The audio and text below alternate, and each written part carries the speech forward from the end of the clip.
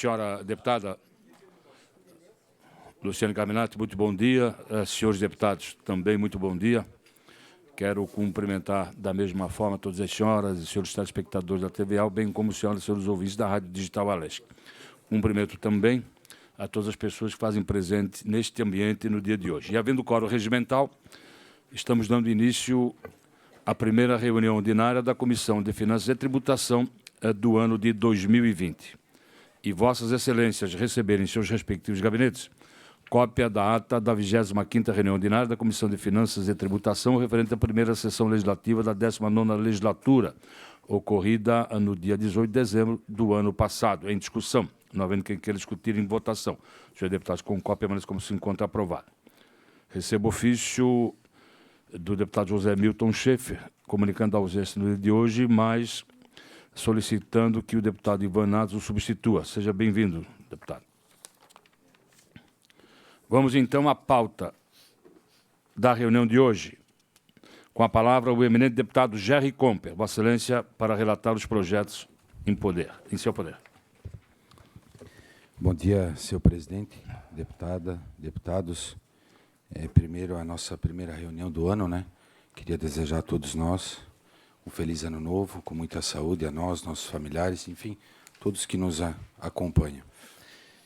Projeto de lei número 0431.9/2019. Autoriza o Poder Executivo a contratar a operação de crédito externo com o Banco Internacional para Reconstrução e Desenvolvimento, o BIRD, com garantia da União e estabelece outras providências. Autoria, o governador do Estado. Trata-se de projeto de lei de iniciativa do excelentíssimo senhor governador do Estado, que visa autorizar o Poder Executivo a contratar a operação de crédito com o Banco Internacional para Reconstruções e Desenvolvimento, o BIRD, até o valor equivalente a 344.705.778 dólares dos Estados Unidos da América e 62 centavos, destinados à liquidação total da dívida externa do Estado contraída perante ao Bank of America por meio do contrato firmado em 27 de dezembro de 2012 e autorizado pela Lei nº 15.881, de 10 de agosto de 2012, e pela Resolução nº 64, de 19 de dezembro de 2012, do Senado Federal. A referida operação tem por objetivo a melhora do custo e das condições econômicas e financeiras da operação de crédito com o BIRD, sendo mais favorável em relação àquelas firmadas no contrato entre o Estado e o Bank of America. Assim, com a medida proposta, será possível a redução do serviço da dívida, o aumento da capacidade de investimentos, além da ampliação da capacidade de endividamento do Estado, com vistas em investimentos futuros. O financiamento será integralmente garantido pela República Federativa do Brasil e, para tanto, o projeto prevê, a título de contragarantia, conforme exigido pelo artigo 18 da Resolução nº 43 do Senado Federal, a vinculação pelo Estado de direitos e créditos relativos a cotas ou parcelas da participação do Estado na arrecadação da União, na forma do disposto na alínea A do inciso 1º e no inciso 2º do artigo 159 da Constituição da República, e compreenderá também as receitas próprias do Estado, a que se referem os artigos 155 e 157, nos termos do parágrafo 4º do artigo 167 da Constituição da República. A matéria foi lida no expediente do dia 13 de novembro de 2019 e distribuída às comissões competentes. Na Comissão de Constituição e Justiça, a admissibilidade da matéria foi aprovada por maioria dos termos do parecer da relatora, deputada Paulinha, que não vislumbrou óbice de natureza jurídico-constitucional a sua normal tramitação. Posteriormente, a matéria aportou nessa Comissão de Finanças e Tributação, em que fui designado relator, nos termos do artigo 130, inciso 6º do regimento interno desta Casa. Vamos ao voto. No âmbito desta comissão, procedo a análise atento aos preceitos regimentais pertinentes a este colegiado, ou seja, quanto aos seus aspectos financeiros e orçamentários e adequação às peças orçamentárias vigentes. Do ponto de vista financeiro e orçamentário, escopo dessa comissão, destacamos que a Lei Complementar Federal número 101 de 2000, Lei de Responsabilidade Fiscal, a LRF, em seu artigo 40, autoriza os entes e concederem garantia em operações de crédito, interna ou externas, observadas as normas de seu artigo 32 e, no caso da União, também os limites e as condições estabelecidos pelo Senado Federal. O parágrafo 1º do artigo 40 estabelece que a garantia estará condicionada ao oferecimento de contragarantia, em valor igual ou superior ao da garantia concedida. É a adimplência da entidade que é pleitear, relativamente às suas obrigações, junto ao garantidor e às entidades por estes controladas. Esse dispositivo estabelece também que a contragarantia exigida pela União ao Estado poderá consistir na vinculação de receitas tributárias diretamente arrecadadas e provenientes de transferências constitucionais. O parágrafo 2º do mesmo artigo determina que, no caso de operação de crédito contraída com organismo financeiro internacional ou com instituição federal de crédito e fomento para o repasse de recursos externos, a União só prestará garantia a ente que atenda, além da prestação de contragarantia, as exigências legais para o recebimento de transferências voluntárias, sendo nula a garantia concedida acima dos limites fixados pelo Senado Federal. Já o artigo 32 da LRF determina que o Ministério da Fazenda verificará o cumprimento dos limites e condições fiscais pelo Senado Federal, relativos à realização de operações de crédito de cada ente da federação, inclusive das empresas por eles controladas direta ou indiretamente, e que o ente interessado formalizará seu pleito demonstrando o atendimento das seguintes condições. Primeiro, existência de prévia expressa autorização para contratação no texto da lei orçamentária em créditos adicionais ou lei específica. Segundo, inclusão no orçamento ou em créditos adicionais dos recursos provenientes da operação, exceto no caso de operações por antecipação de receita. Terceiro, observância dos limites e condições fixados pelo Senado Federal. Quarto, autorização específica do Senado Federal quando se tratar de operação de crédito externo. Quinto, atendimento do disposto do inciso 3º do artigo 167 da Constituição Federal, que veda a realização de operações de crédito que excedam o montante das despesas de capital, ressalvadas as autorizadas mediante créditos suplementares ou especiais com finalidade precisa. Quanto à verificação do Ministério da Fazenda, destaca-se que o Estado deverá encaminhar a esse órgão o pedido de autorização para a realização de operação de crédito acompanhado de autorização legislativa, conforme dispõe o inciso 2º do artigo 21 da Resolução do Senado Federal, número 43, de 21 de dezembro de 2001. Em relação à prévia, a expressa autorização em lei específica, o projeto de lei em comento pretende suprir tal exigência. No que diz respeito às exigências da LRF de inclusão no orçamento ou em créditos adicionais dos recursos provenientes da operação e da Lei Federal número 4.320 de 1964, que em seu artigo 3º dispõe que a Lei Orçamento compreenderá todas as receitas, inclusive as de operação de crédito autorizadas em lei. Ressaltamos que os recursos provenientes da operação de crédito pretendida deverão ser consignados como receita orçamentária do Estado.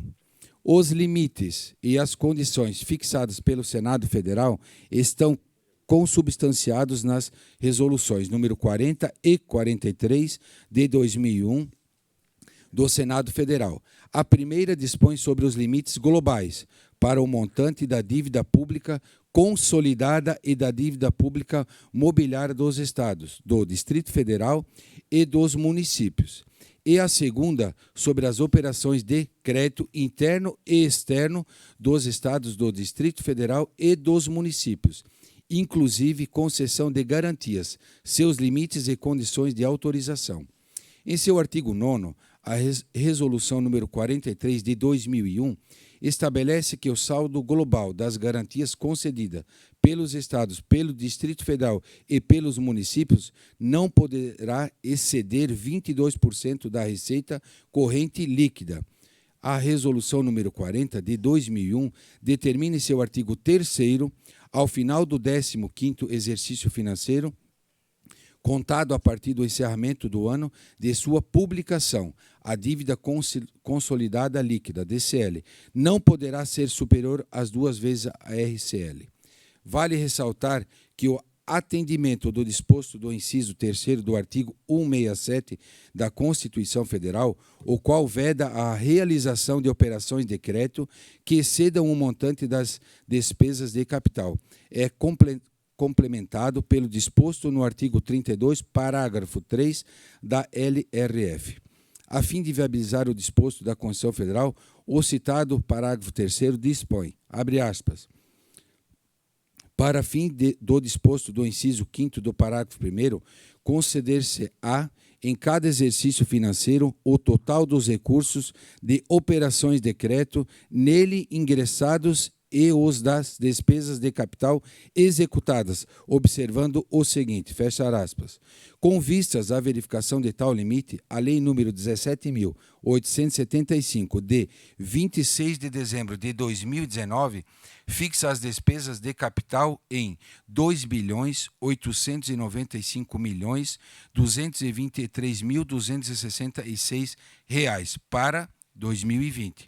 Enquanto as operações de crédito previstas totalizam R$ 214.322.919, adicionando-se ao montante das receitas de operação de crédito prevista o valor da operação de crédito que se pretende contratar, ou seja, R$ 344.705.778 dólares dos Estados Unidos da América e 62 centavos, com taxa de câmbio fornecida pelo Banco Central do Brasil em 6 de fevereiro de 2020, dólar de 4,24.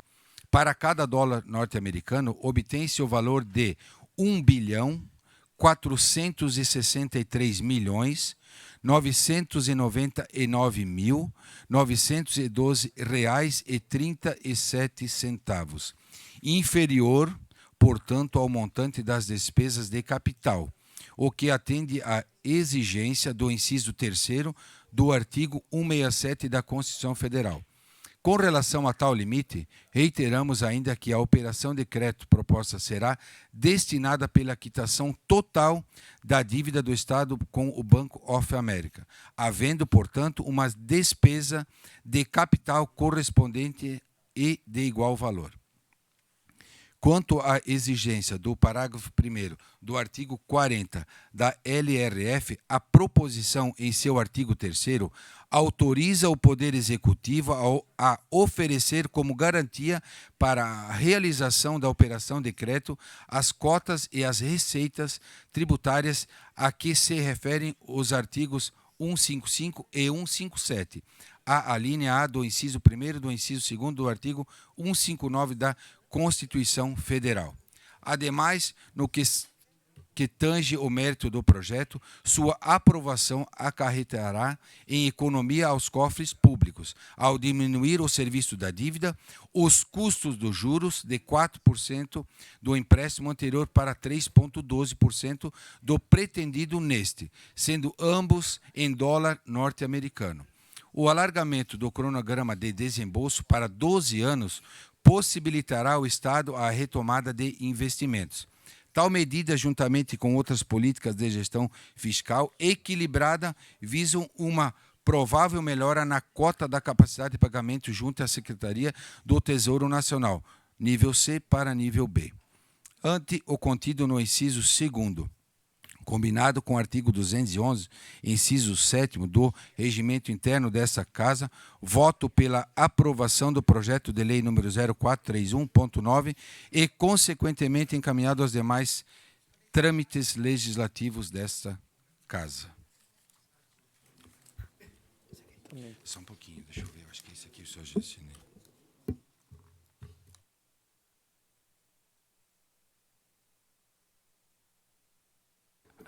Senhores deputados, o eminente deputado Gerry Comper emite seu parecer e voto favorável ao projeto de lei de número 0431.9/2019, que autoriza o Poder Executivo a contratar a operação de crédito externo com o Banco Interamericano de Reconstrução e Desenvolvimento BID, com garantia da União, e estabelece outras providências. Abro o período de discussão com a palavra do deputado Milton Alves, depois deputado Bruno Souza, deputado Sargento Lima e deputado Márcio Machado.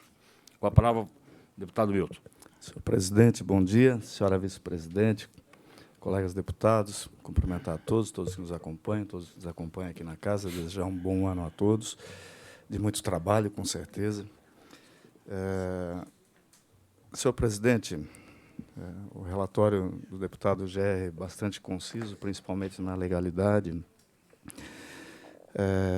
mas tem muita coisa a ser questionada com relação a esse empréstimo. Hoje a gente vê isso com muita preocupação. A motivação inicial do governo de alongar essa dívida até é justificável, ou seria justificável.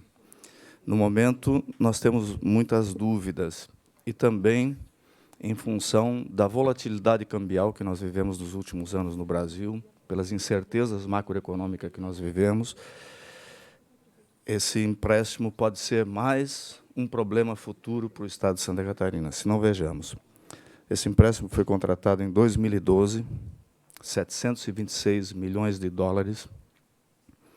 Na época, 2012, logo ali, 2,03 o câmbio. O Estado já pagou 380 milhões de dólares, ou seja, na época, esse empréstimo era 1,477 bilhões. Agora o Estado pretende contratar 344 milhões de dólares, ao câmbio de 4,33, que nós tivemos ontem, 1,496 bilhões.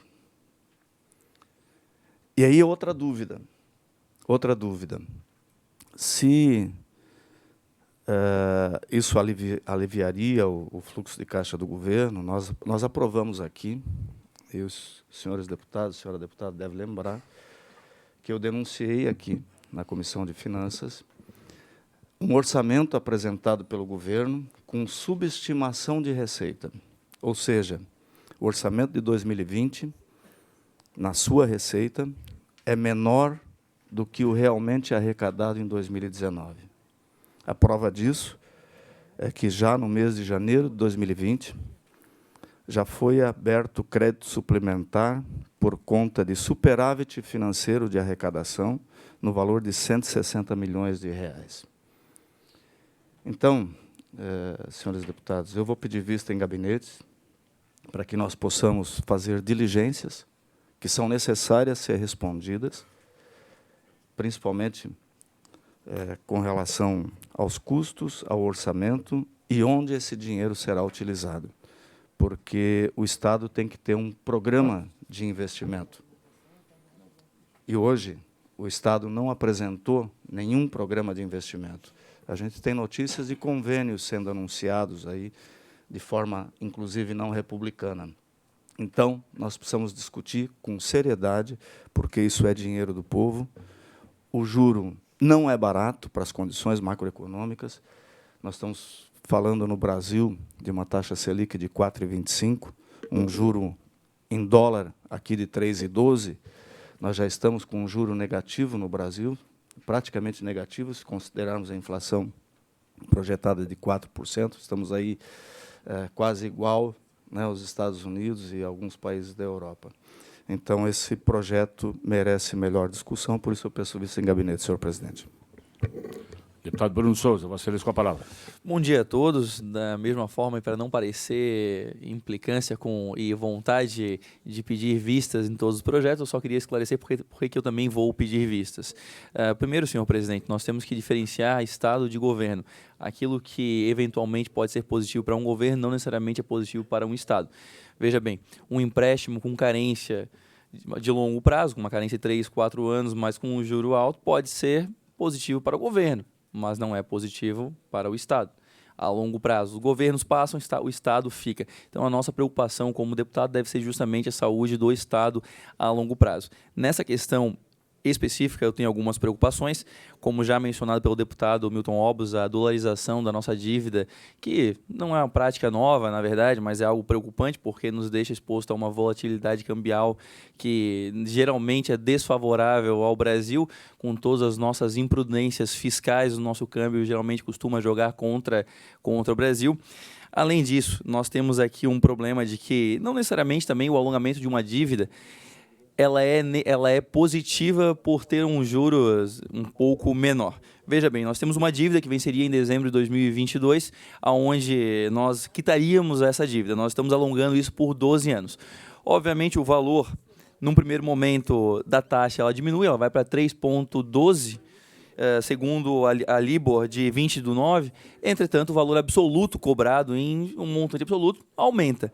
E eu, sinceramente, não sei se necessariamente é algo positivo, nós temos um alívio em fluxo de caixa. Se esse fluxo de caixa ele for para pagar despesas correntes, por exemplo, não adiantou nada para o Estado. Então, não necessariamente é positivo nós termos um fluxo, trocarmos pagamento de dívida por fluxo de caixa. Não necessariamente isso é positivo. E existem algumas questões técnicas que eu vou tentar sanar durante a semana, entrando em contato com a Secretaria. Não vou nem pedir diligências no meu parecer, se eventualmente eu trazer, eu vou atrás das informações que se referem ao cálculo da nossa poupança corrente, porque hoje nós estamos com um rating C na poupança corrente, só que não é apresentado nenhuma memória de cálculo aqui para apresentar por que a gente está com rating, ou melhor, como que a gente pretende chegar ao rating B. Não há nenhuma memória de cálculo aqui, não tem nada. Hoje nós estamos com 97% esse índice, entretanto, para isso seria necessário chegar nós estamos em 97, seria necessário chegar a 95, mas não há nenhuma memória de cálculo aqui.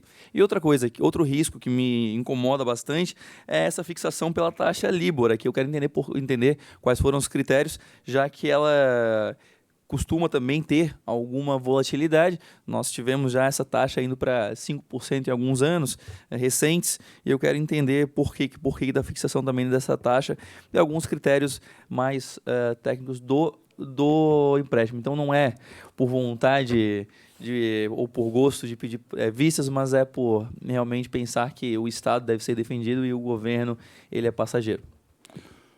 Deputado Sargento Lima, Vossa Excelência com a palavra. Senhora deputada, senhor presidente, senhores deputados, público presente, bom dia. Não vou ser repetitivo, né? O eminente deputado Milton Obos, o deputado Bruno Souza, né? Muitos já disseram, porém, quero dizer ao relator também que projeções aparentemente são feitas assim, vislumbrando sempre um melhor cenário, né? E isso não se trabalha. Quando você se trabalha com uma projeção financeira, não se vislumbra somente o melhor cenário possível, né?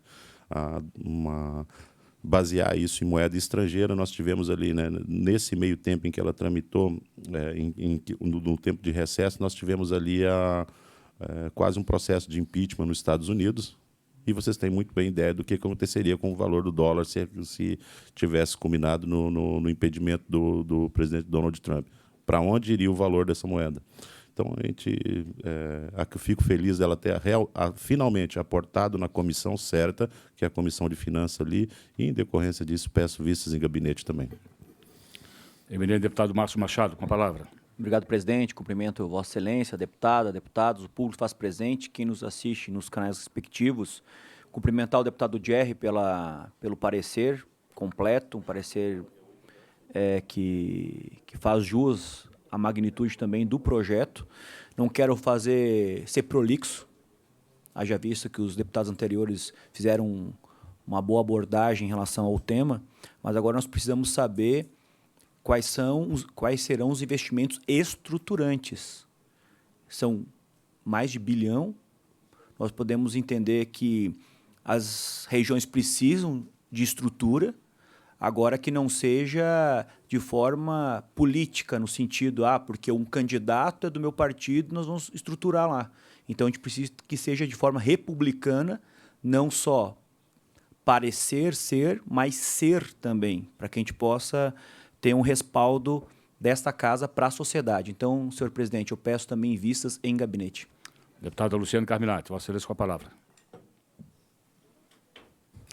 Quero cumprimentar todos os meus colegas deputados e todos que acompanham esta reunião.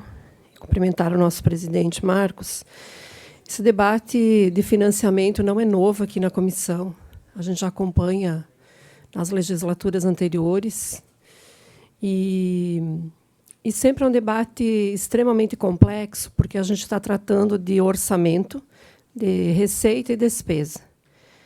Eu me lembro que, num dos últimos empréstimos que nós tratamos aqui, financiamentos, a nossa bancada apresentou uma emenda, inclusive, que foi rejeitada por essa comissão, que garantia a segurança cambial.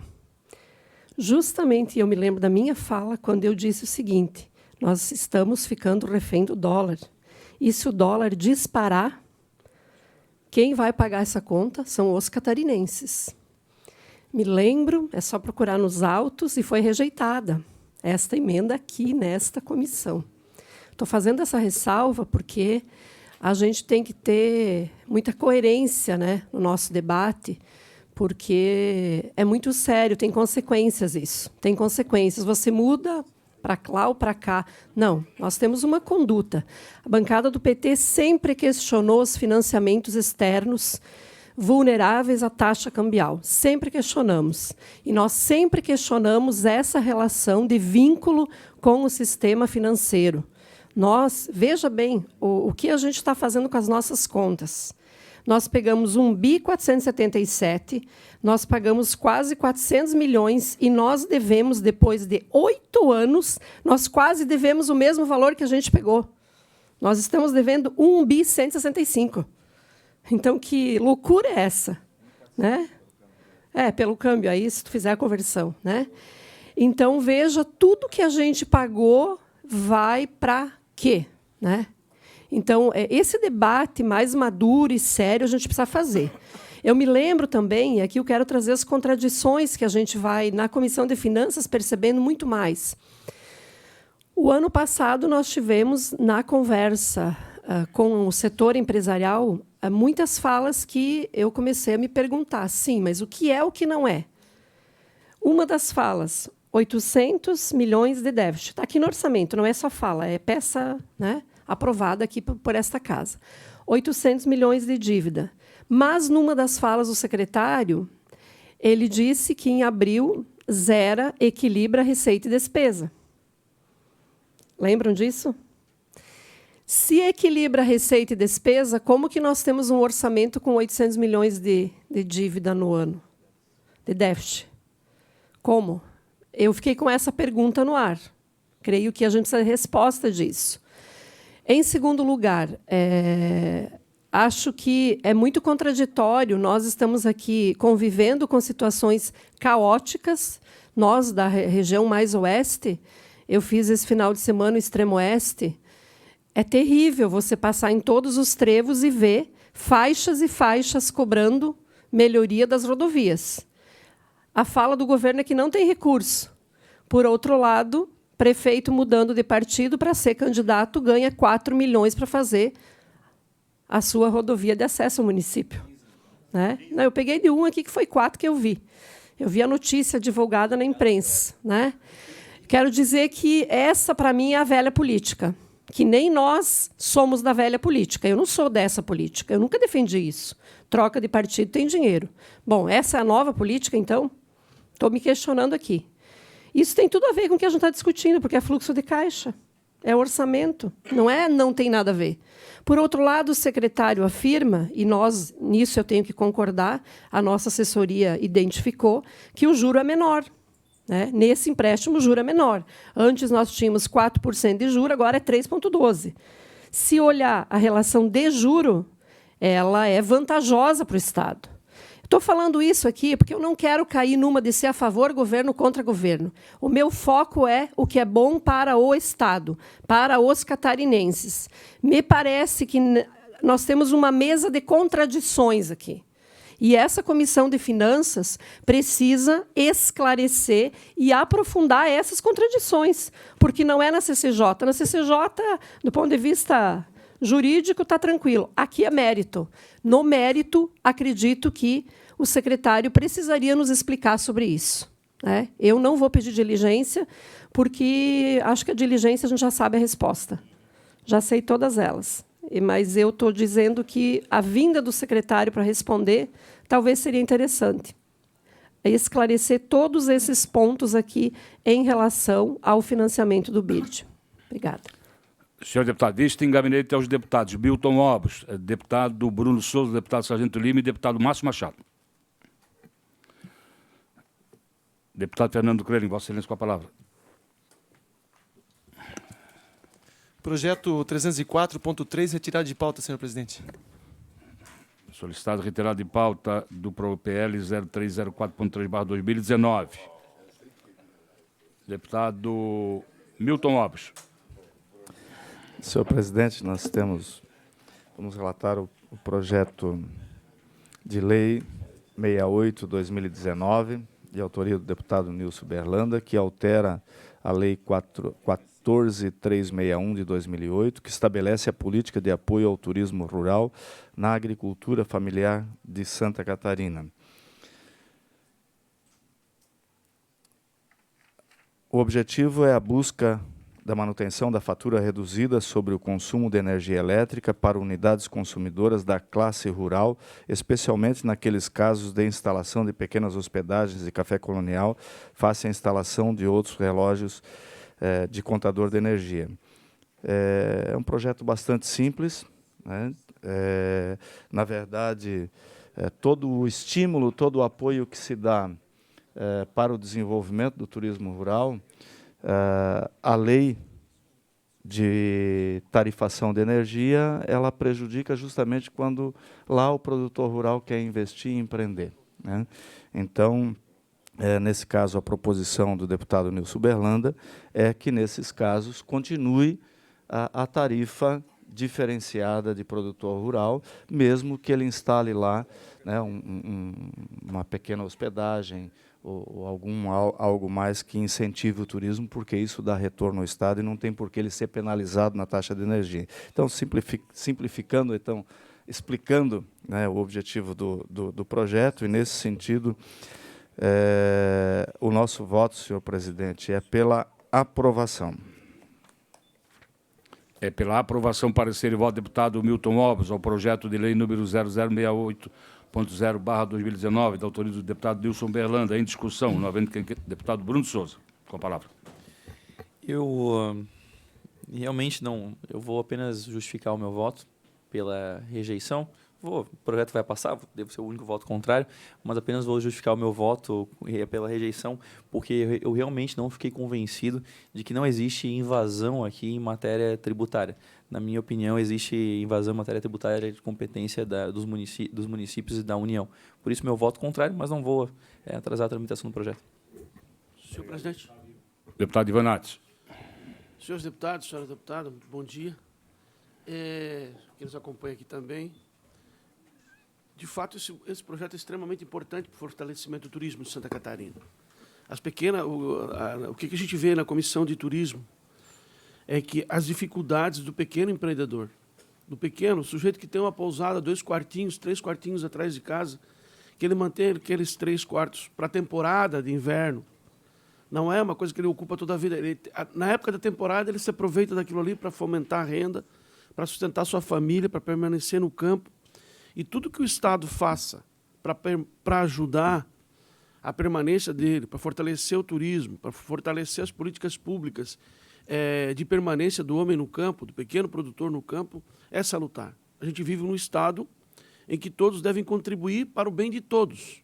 E, nesse caso, é fundamental que permaneça a política de energia rural para os pequenos produtores, porque é uma fonte de renda, de sustento da família. Então, mesmo que a gente tenha alguma perda tributária, mesmo que a gente tenha algum déficit tributário, ele é essencial para a manutenção do sistema, para o crescimento do turismo e para a permanência do homem do campo na sociedade. Por isso, eu queria pedir o apoio de Vossas Excelências para a tramitação do projeto. Um voto favorável. Deputado Luciano Carminati. Eu quero também, em respeito a todos os agricultores familiares que teimosamente ainda continuam permanecendo no campo. Olha, a gente visita muito, eu sou da região oeste, a gente visita muitas propriedades rurais. A gente não tem ideia o que é você fazer 20, 30 quilômetros de estrada de chão, muitas vezes buracada. Nem todos os prefeitos cuidam do interior, né? Porque é fato que o interior também tem pouco voto, vamos falar aqui o termo correto, né? Nós temos um processo de litoralização e de urbanização, então o interior está diminuindo gradativamente. A região de Chapecó, por exemplo, nós temos menos de 8% da população no interior. E quem fica, eu digo teimosamente, porque quando você observa as condições de vida, dificuldade de acesso à internet, muitas vezes, né? Nem em todos os lugares tem celular, não pega. Às vezes, o agricultor tem que subir no topo do morro para poder usar o celular. Você tem estradas precárias. Você tem dificuldade, muitas vezes, de acesso ao lazer e à cultura. Isso não chega para o agricultor. Então, quando vem programas de turismo rural, que a cidade vai para lá, que deixa um pouquinho de dinheiro, é uma forma de manter. O Estado não perde nada, porque é tão pequeno o valor, e não só tão pequeno, são tão poucas famílias, se a gente olhar que tem turismo rural, efetivamente, que eu diria que nós deveríamos, ao contrário, pensar um projeto grande, deputado Ivan Nates, junto com todos esses órgãos ligados à agricultura, a própria EPAGRE, SEBRAE, para a gente estimular mais agricultores a entrarem nesses programas de turismo rural, porque é uma forma de ter uma renda um pouquinho mais elevada. Então, eu acho que é fazer justiça com os agricultores familiares que, diga-se de passagem, são responsáveis pela nossa alimentação. Essa linguagem a gente entende, né? Porque quando falta o feijão, o arroz, né? A mandioca, os produtos que a gente consome, a gente lembra do agricultor. Aqui é a hora da gente lembrar do agricultor. Então, eu quero aqui reforçar a importância, né, desse projeto aqui. Parabéns ao relator, deputado Milton, por essa sensibilidade também. A gente não precisa ser do campo para defender o campo. A gente pode ser urbano e defender o campo, pela importância que ele tem para a economia e para as vidas dessas famílias. Senhores deputados, não havendo mais quem queira discutir, coloco em votação o projeto de lei 0068.0/2019, da autoria do deputado Nilson Berlanda, que tem parecer favorável do deputado Milton Alves, relator da matéria. Em votação, os senhores deputados com cópia, permaneçam como se encontram. Aprovado por maioria, voto contrário, deputado Bruno Souza. Continua com a palavra, Vossa Excelência, deputado Wilton. Senhor presidente, o projeto de lei 384.8/2019 nós estamos retirando de pauta. Retirado de pauta o projeto de lei 0384.8/2019. Senhores deputados, não havendo mais matérias pautadas para discussão e votação, eu consulto os senhores deputados se tem matéria extra pauta. Deputado Sargento Lima, com a palavra. Eu tenho que parecer a proposta de emenda de Constituição do Estado, de autoria do eminente deputado Ivan Nates, cujo foi o relator, tá? Que cuida da proposta de emenda à Constituição do Estado, de iniciativa de 14 parlamentares, tendo o primeiro subscritor o próprio deputado Ivan Nates, que visa alterar o inciso 5º do artigo 128 da Constituição Estadual, para fim de vedar a cobrança de taxa de qualquer natureza que limite o tráfico de pessoas ou bens. Bom, ante ao que foi visto e ante ao exposto no âmbito desta Comissão de Finanças e Tributação, voto com fundamentos regimentais do artigo 73, 6º, 144, da parte inicial do caput, de competência, né, de exarar parecer terminativo da tramitação de proposições admitindo-se ou não, pela admissibilidade e continuidade da tramitação da proposta de emenda à Constituição, por tê-la compatível e adequada às peças orçamentárias, no mérito, nos termos regimentais, Voto pela aprovação da matéria por entendê-la oportuna e convergente ao interesse público. É pela aprovação do parecer de proposta de emenda à Constituição. Parecer e voto do deputado Sargento Lima. A proposta de emenda à Constituição do Estado, que é de número 001.0/2019, que altera o artigo 128, do inciso 5º da Constituição do Estado de Santa Catarina, e de autoria do deputado Ivan Nates e outros, é pela aprovação da matéria em discussão. Não havendo quem queira discutir. Deputado Márcio Machado, para a discussão. Senhor presidente, nobres deputados, deputada, cumprimento o deputado Ivan Nates pela proposição, sou um dos signatários. Nós precisamos barrar com esse tipo de cobrança.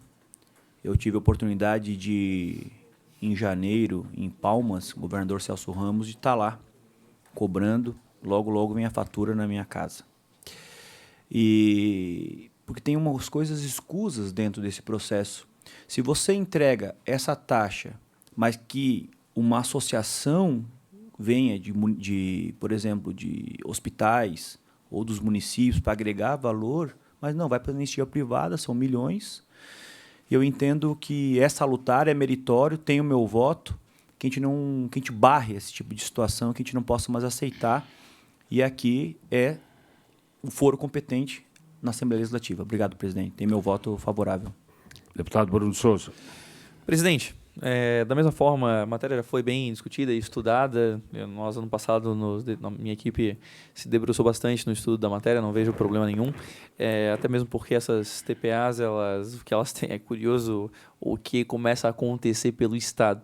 É uma forma de aumento de tributação com um nome bonitinho, né? O pessoal vai lá, bota taxa de preservação ambiental, aí você pode aumentar o imposto sobre os munícipes, porque dá a impressão que, afinal, é para proteger o meio ambiente. Mas, na verdade, não se trata nada disso.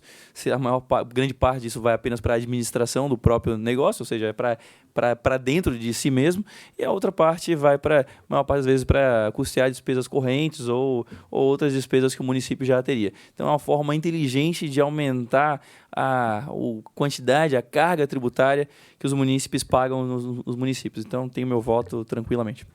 Senhor deputado, não havendo mais quem queira discutir, em votação, parecer e voto do deputado Sargento Lima, a proposta de emenda à Constituição de número 001.0/2019. Senhor deputado, com qual permanece como se encontra aprovado o parecer.